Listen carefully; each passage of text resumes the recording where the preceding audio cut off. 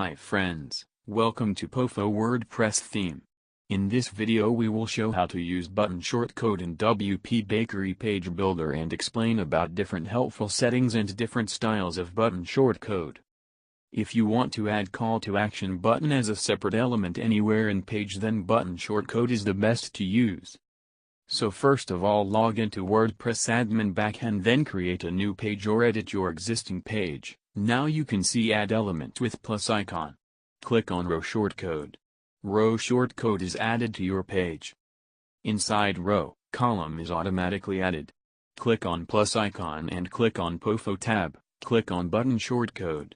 You can see button element settings and pop up here. POFO provide 8 different button styles. Let me go with button style 1. You can select button size like extra large, large, medium, small and very small. Let me select extra large here. You can add icon or image in your button, so let me switch on this option. Custom icon image. Suppose you want to use custom icon image, then you can switch on this option and upload custom image. Font icon. You can select your desired icon from available font icon list. Let me select this one. And let me select large icon size. Icon position. You can set icon in the left of the button or right of the button. Let me select right position here. Click on select URL with button configuration option. You can enter link of button here. Let me add hash for example. You can enter button text and link text option. You can also open link in new tab and add no follow option to link for SEO purpose. You can also select page to link on button. Click using this area. Click on set link button.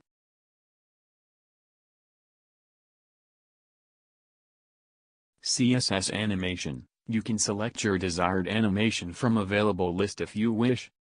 Style tab. You can set color and styling of button here like text color, icon color, border color, hover text color, hover icon color, hover border color. You can also select your desired CSS display property here for different devices. Design options tab. Here you can manage margin, border, padding, border color, border style, border radius. You can also set background color, or you can also upload background image. If you have uploaded background image, then you can main background image properties like background type, background. If you want different design settings for different devices, then you can switch on enable responsive CSS box. You can add different values for different devices like mini desktop, tablet and mobile. Go to extra tab. This is element ID. You can assign unique ID to your element, then extra class name. You can add CSS class name here and then write custom CSS for this row. You can add custom CSS code in appearance customize panel, or you can add custom CSS code in child theme style file also. Let me save changes and preview it. Wow, it's look awesome with entered information and my button looking very creative. Go back to general tab and let me check another button styles.